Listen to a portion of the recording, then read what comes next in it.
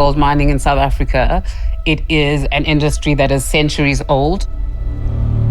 People are risking everything to support themselves and their families. Desperate pleas from 2 kilometers underground. Hundreds of people are trapped in this mine in South Africa. Inzima le nto ukuthi no uthi uzosebenzela abantwana bakho. People are dying here. Please help. Please. Gqibele sowubona ngokuthi no nokufa sekufuse useduzana. How many days must you live in a situation like this? Neighbors engibashileyo underground. This footage is showing piles of dead and starving people.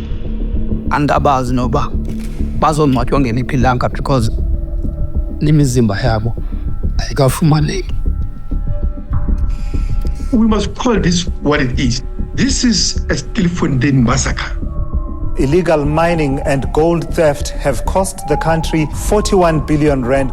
Illegal mining is not a mining activity, but a criminal activity. It is a war on the economy.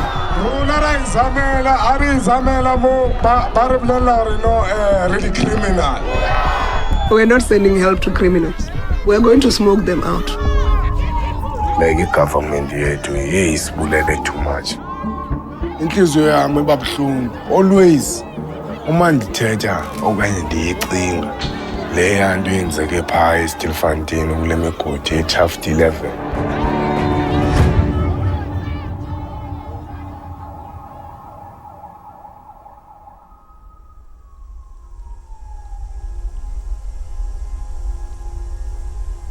Ngakhula vele ngikhulele lapha izamazama yengiphilisile ngendlela enkulu.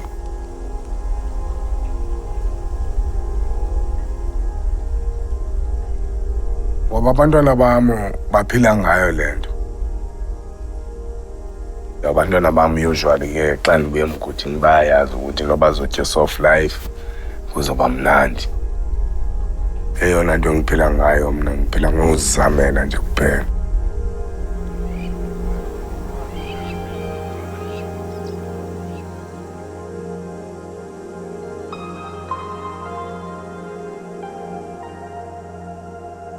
Mining is a big deal in South Africa, even though as an industry it's in decline. As of 2024, there are around 6,200 abandoned or derelict mines. They're no longer profitable. The mining companies up and leave. The illegal miners then enter to take whatever minimal deposits may be left in that space to support themselves and their families.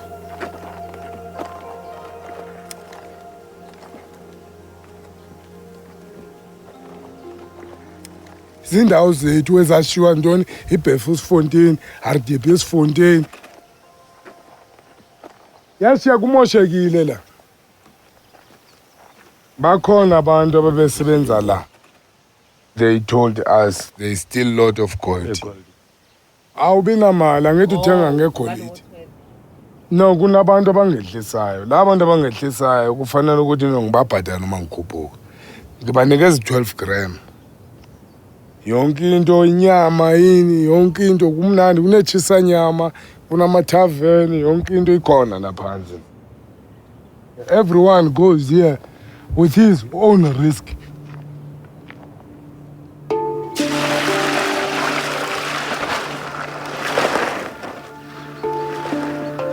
At some point, people started calling illegal miners zamazamas. A direct translation would be to try and try again.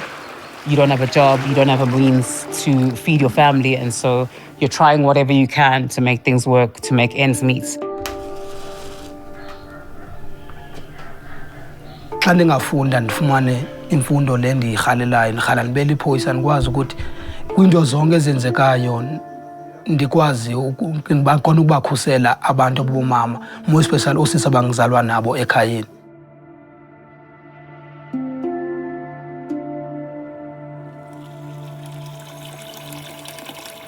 But ngebhadi khange ndifikelele kweso sigaba ngenxa yokuthi ndithe sendifunda grade 12 uyolapho mama wami wasweleka ukusola kwamama kuyawandisturba kwinto ezininzi.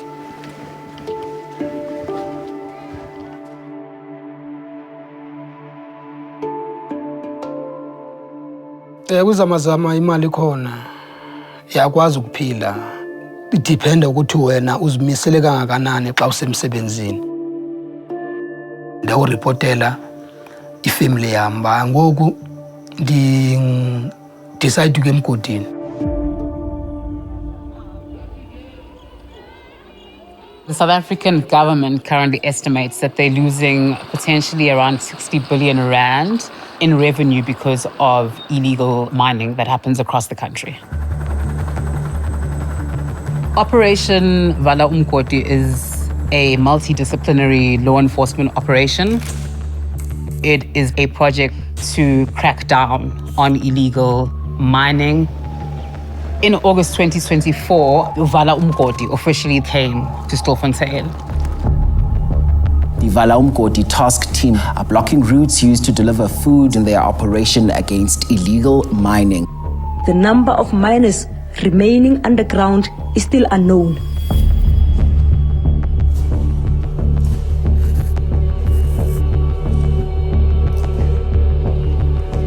No, sisileyo nto leyo iqale ngami ngephansi emgodi. Bafika amaphoyisa bamembobeni nathi. We have identified certain shafts used by these illegal miners to take food underground. They are not getting a chance now to use those particular shafts. Amaphoyisa makavele ahlale full time phezu kwesafti. Kwalapho ekwaqala khona siyasiphelelwa ukutya. Sazofumana ukuthi ukudla kwawoku besimane sikhona ukudla once in a day. Kuyaphela, kwaphela yonke into. Bakhona bazoqala badla amaphela kuphikiswane yakho umuntu ongadla phela apha kwakho umuntu ongadla amaphela. Vala Umkoti had been happening for about a year at that point around the country, where they had used similar tactics of choking supply and people had simply resurfaced. But what was different about Stilfontein is the architecture of that shaft. It is literally a 2-kilometer drop into the earth. If people above ground are not able to pull you up, there is no way for you to get out.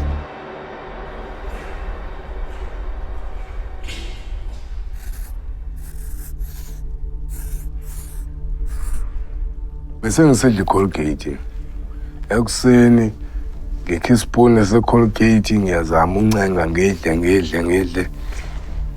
Yani libe neplani yokuthi imagine masihambeni siyeni lethu nijavu siyophuma nge-gators. Xa uzokhwela i-gators, i-gators insimbi esuka from the bottom of the chaff ukuya le phezulu.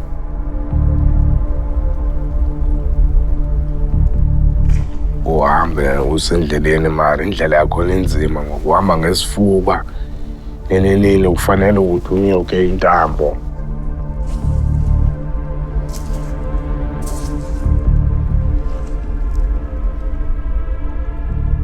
If you move from one shaft to another, there's no infrastructure to move between the two. So you're basically wriggling through a tunnel, but the tunnel is flooded. There are boulders and things sticking out from all angles. Bear in mind that you are hungry, so your physical strength is obviously non-existent at that point. It was physically demanding. For some, it took days. Only a very small group of them were actually able to make that journey successfully. Besi-12 sizodibana nabanye endleleni sabayi-19.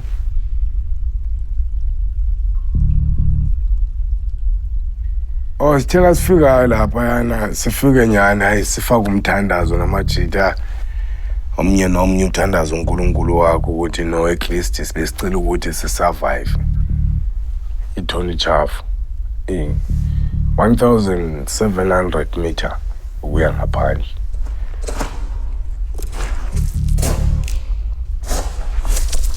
Yimo uqala ukhuphuka kule 19 one first ukhuphuka ngela gators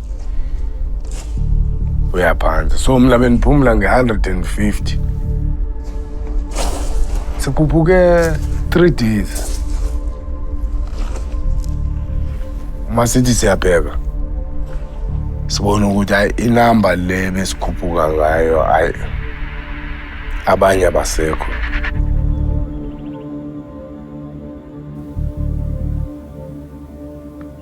Ngimuntu oqala ufika ngaphandle. Uma ngiphuma ngiphakamise izandla. Ngiyabona musu ukuthi hawo akunamuntu ophumayo like amaphoyisa aphumayo. Hayi ngivele ngijike tata.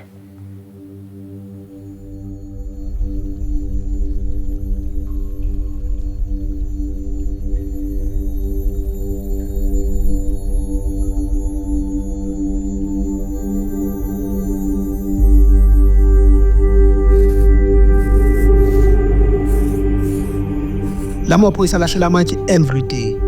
Abukho noba ungabamba uthi ubamba igedasi uzama ukuziphumela ngalo. Because awubazi ukuba amatshe bawalahlela xa kuke savana. Ngebhadla kubalahlela amatshe abethe uwe ufe. Indlela zona sizikhangele asizifumani.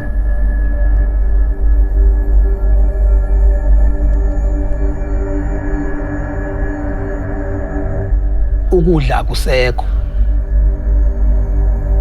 Because emgodini khona amaphela lana amaphiko obone waliyabhabhazela. No even xa lifika liwela phezu kwakho uve ngathi because mekuwele ilitye xa usithe liphela. So ubona amaphela bese bewaqedile ukwadla. Sekushiyeke abantu nje kuphela. Angiqondi ukhona umuntu ongadla omnye umuntu uyabona. Kuba nama ndiyibelieve lonto. Zindlala iyakuchiya mjinsa umuntu. Imenze esinye isilwanyana esingakwaziki ukwesingasakwaziki ukunqandeka.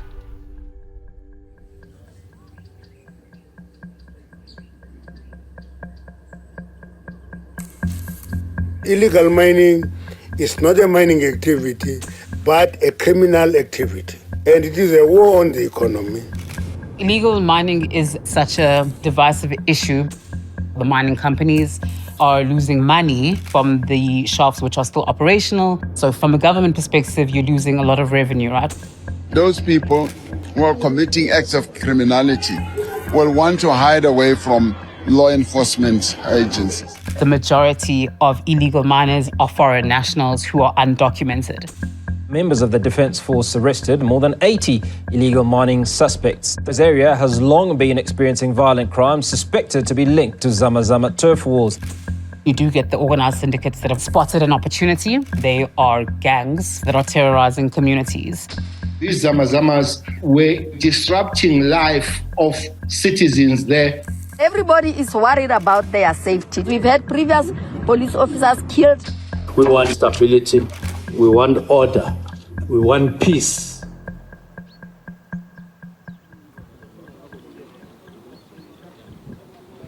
Initially, the reports were that people were staging some kind of a sit-in underground, that these were just entitled people that didn't want to be arrested. And so there was no sympathy at all.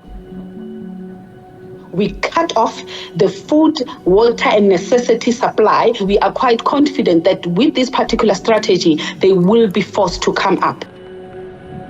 Why should they be helped? Why should state resources be committed to assisting people that were robbing the country of revenue? You want us to send help to criminals, honestly. We're not sending help to criminals. We're going to smoke them out. They will come out. But actually, the police are refusing to help people that are trapped underground, not just refusing to resurface. Silweni, like nezinye family bezisiza, it's abantu baba baphansi.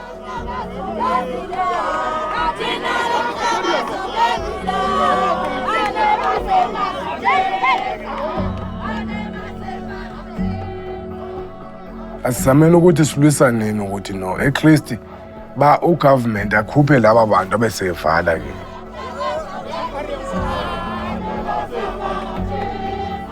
Sashaya idoyido isabizwa umphakathi ukwenzela ukuthi sikwazi ukuthi sisize laba bantu la.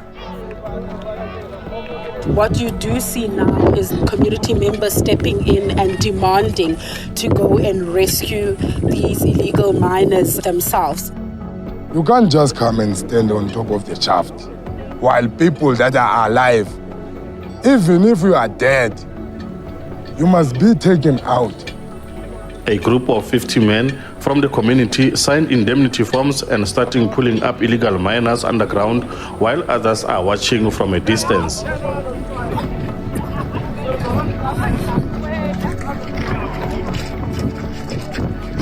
Sikane sivivuisi umuntu okhwazayo wehlika intambo ihlisa i-eastern porridge namanzi sibhokelelane nabangasenamandla babe bafumana into edliwayo. Mawuqala ukukhutshwa abantu kade engathi bazofa nabo ngoku abagulayo. Anyani noba xa bengalala apha emgodini bangafa. Nyanzi abakhipha abantu abayi-4 abagula critical.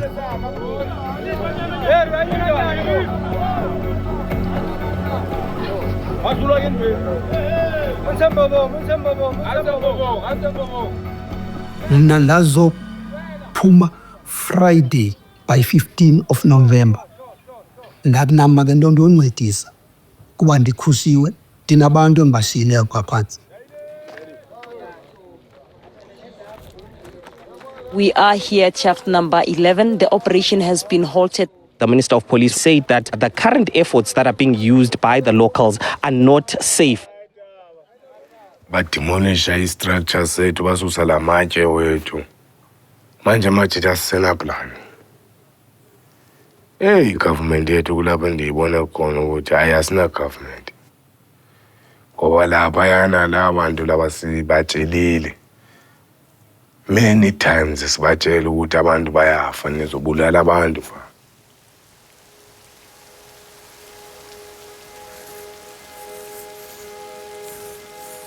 As Christmas and Hanukkah approach, activists and families say they cannot celebrate while the miners remain in darkness and starving. The state has told the High Court in Pretoria that the Stilfontein miners are not trapped but evading arrest. Sizozama abantu abe-human rights lama lawyers. Lama lawyer basitshela ukuthi no hayi sizofaka i-case at least kwehle intambo nehlise ukutya niqhubeke nehlise ukutya. What government told us, they said these are criminals underground, we will not give them assistance. Those who don't want to get out is simply because they are avoiding arrest. We are allowing for a situation where a significant number of lives are going to be lost.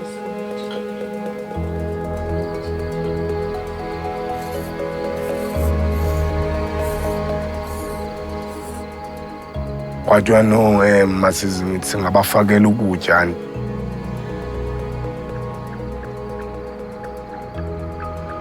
Yani ke sizama ukufasa intambo. Siyehlise. Xa ifika phansi namajita bazobhala incwadi ukuthi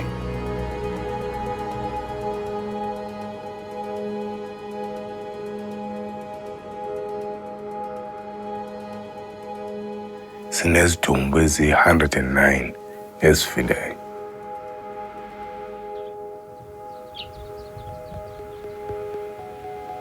Amapolisa azangabhelieve.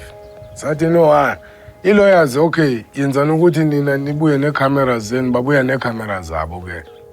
Ndabhala incwadi ukuthi ndimi umandla madoda sokwehlisa ikhamera nishute ezo zidumbu sibone ukuthi really abantu bafile na. Saye bayenza on bona ngendlela yabo sayehlisa ikhamera abantu bafika bashuta. We must call this what it is now. This is a Stilfontein massacre.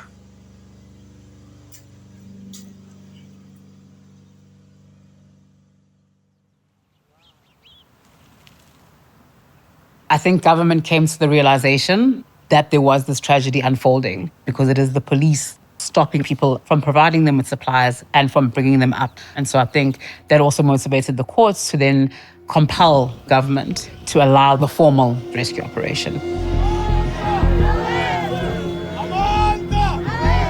the North Gauteng High Court ordered that mine rescue services begin operations to rescue illegal miners.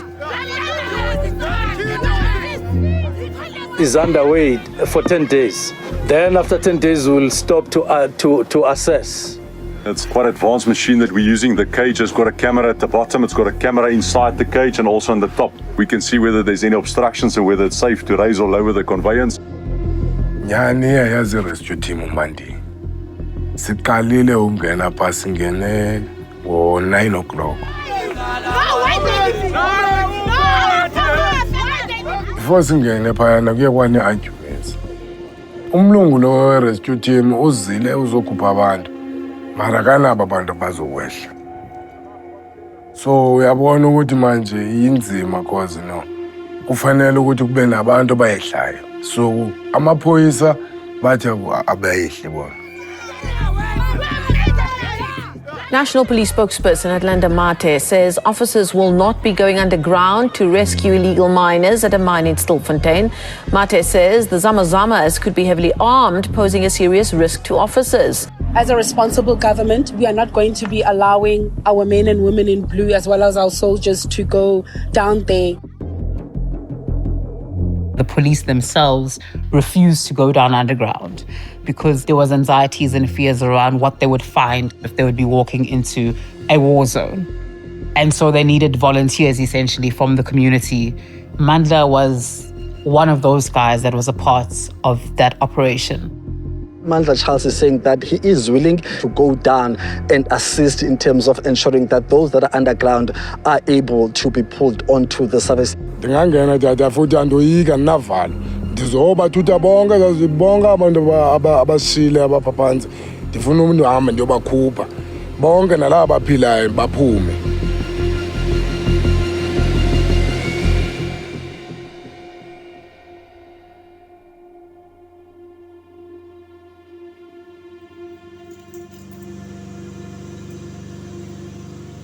Masifika le phansi sibonile kunebhodi lapha ezininzi. Yeah. Lapha kunabantu abaninzi abafileyo mara asikwazanga ubakhawunta. Like inzima into engifike ngayibona lapha yana.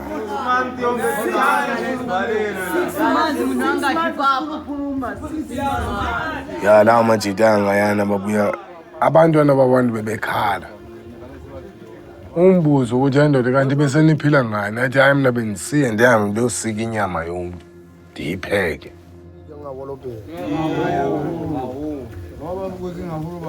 Ibinzima bro wami into yapha. Ibinzima too much. La mlungu we-rescue team bethe masilayisheke abantu abayi-6 ekitchen. No madoda imani angenizwa kahle. Niyafuna ukuphuma okanye anifuni? Asifika lapha ayi. Yeah. Sifika siyabona ukuthi no abantu aba hayi ngobantu abazokhwela 6 ekitchen.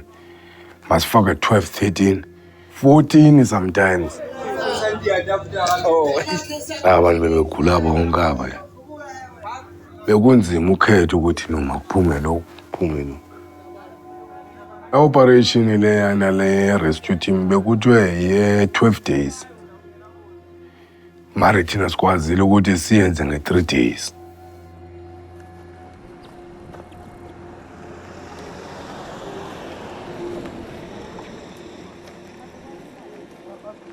The most chilling aspect of it was seeing the amount of forensic pathology vehicles that were there to collect dead bodies, and to see how many of them were going in and out. It was just such a strong, sickening stench, and that points to just how badly decomposed those bodies were. Into ndiyibone pha ndibone into enzima kakhulu engeke iphuma apha emqondweni wami. More than 200 years ukuze ziphela apha emqondweni wami.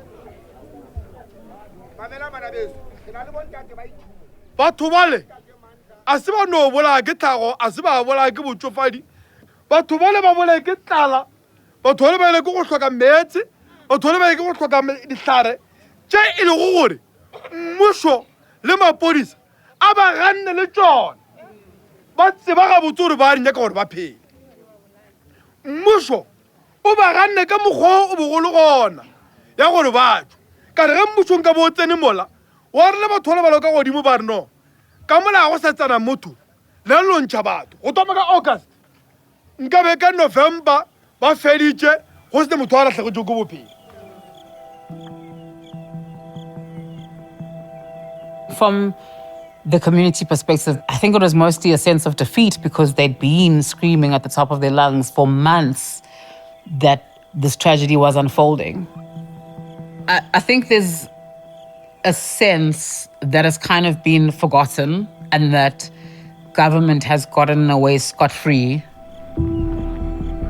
People lost breadwinners. The ecosystem has shut down.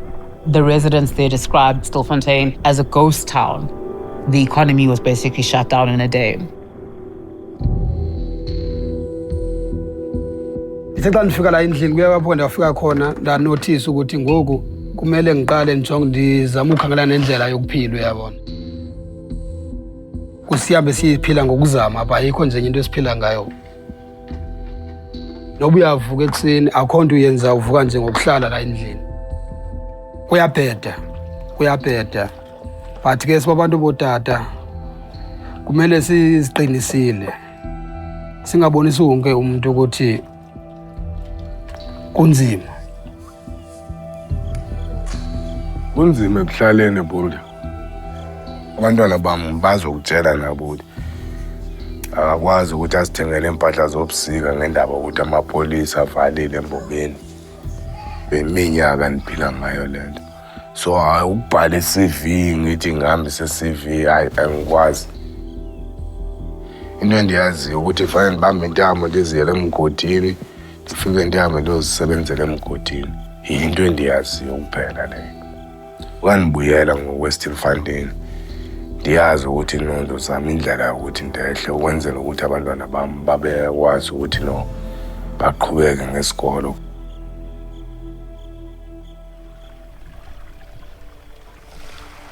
Gold mining in South Africa, it is an industry that is centuries old. Families are involved in mining throughout generations. Given that it's a sunset industry, there aren't as many jobs as there were before. When you speak to people, they'll tell you that they are being attacked for doing the best that they can do. The alternative to what they're doing would be crime. Illegal miners, zamazamas like Mandla and others, they've not been able to feed their families for months. And they're so defiant. You'll hear them telling you that the minute the police leave that shaft, they will be back underground. They're not going to think twice about it. And the story really highlights the legacy issue around gold mining in particular.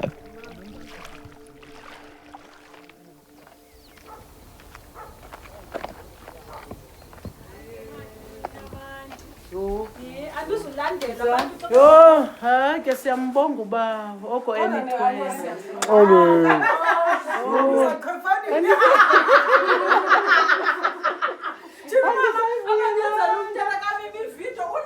Isingathi ebesebenza emgodini ngaphansi.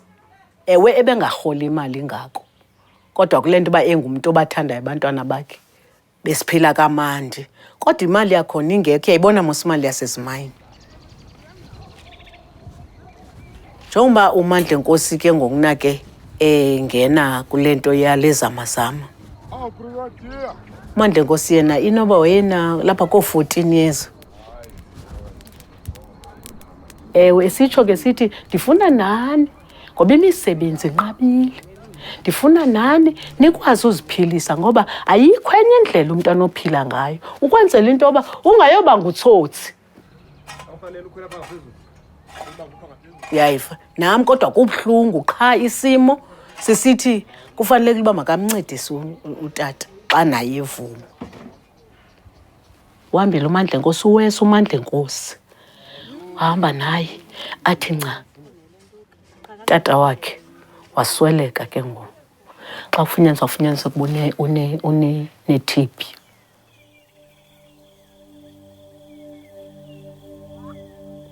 Utata wayesebenza eHardis number 2 eStilfontein. Wandifundisa ukuzamazama umadala. Ndizamile ukuphusha ke into ezininzi utata apho beshiye khona. Kodwa ke ndibulela umzali wami because utata wami wandibonisa indlela yokuphila. Utata wayesitsho ethi no asibulali muntu, asintshontsheli muntu. Wandifundisa leyo nto utata wathi no asibeli muntu. Nami noko nabantwana bami sebekhulile bebadala. Bekhula ngayo le mali yezamazama le.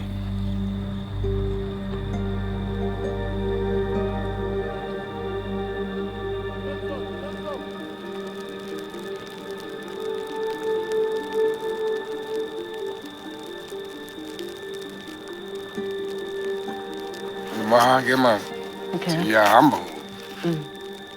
Ndibuyele eGoli.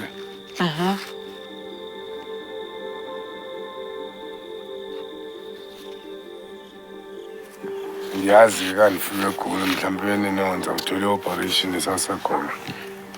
Okanye ndizawufumana amapolisa asehambile. Ufuna ukwehla ndibuyele emgodini. Eze mna andiyithandi manje kose into baphinde ubuyele emgodini. Hayi andiyithandi shame. Lethu uba ngoku xa la mapolisa enophinde wona akubambe. No mama kandibanjiwe phandibanje.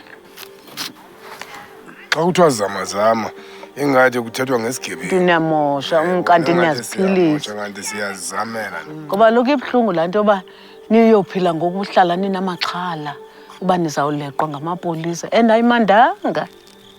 Yabona ukuthi no nani kufanele nindithandazele ukuthi no yonke into yami ihambe kakuhle.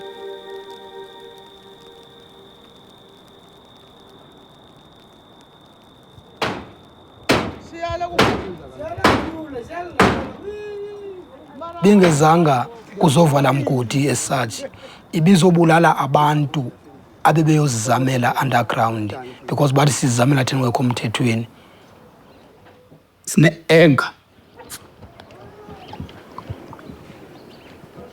Khona mibodoktha bebetyaniswa nabo basindike into eziyakoyityana but ukuthetha nomntu bathi uyandikhansela ngikhuluma naye andicabangi mna ndingahili.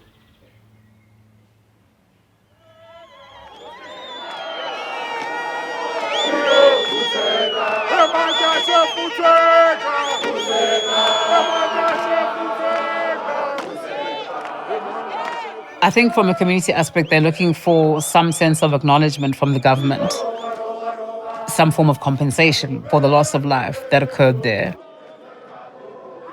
We are here as victims. Those people died underground and nothing happens as of today. Nobody's in jail. But it's also, I think, a very real anger that this is their way of living and government refuses to acknowledge that. Really criminal. Criminally young. There have been long-standing calls from groups to say formalize artisanal mining. It's something that happens elsewhere in the world. When you speak to some of these zamazamas, not all of them are for the formalization because they feel that they may not get the rewards of profit that they're getting at the moment. Most of them are just saying, just leave us alone. You failed in your mandates to provide jobs or environments that create jobs for us to be able to work and provide for our families. So just leave us be. I'm not a leader. I'm the victim. Your government says I'm voted. Kwelizwe lethu. Bendi underground eStilfontein. Namhlanje ndizibona ndiphila. Bekufanele uba ndiphume ndilingenwe kukungena kule bhokisi. Stop killing our people. Stop killing the people of Stilfontein. We have trusted you with our votes, but you have sold us out.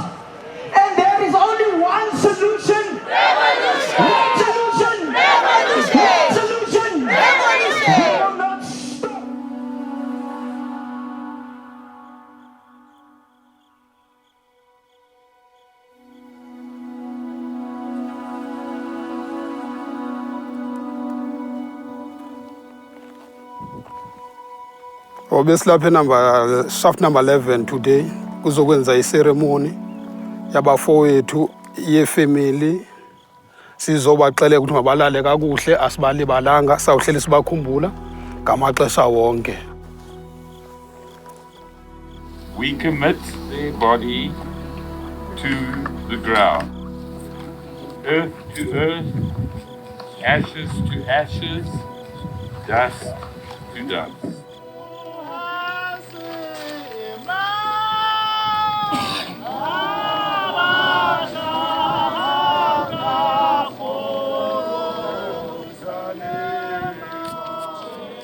Ndiziva ndixolile kuba ndibonile ukuthi abafowethu abasibashiyileyo andibakhumbuli ndiyi-one, sibakhumbula sililizwe sisonke. No matter ukuthi no government uthini izamazama angeke iphele. Because uma behamba kusasa lethi siyabuyela lapha phandle. Because akwazi ukuleqa namhlanje kwanamhlanje uphinde ujikele ubuyele uyogqibezela umsebenzi wakho because wazi isimo esikusa kwelahlathi. Sidla imikhono no. So sizobuyela lapha phandle sihambe siyolanda igolide yethu esishiye phansi sihambe siyosebenza.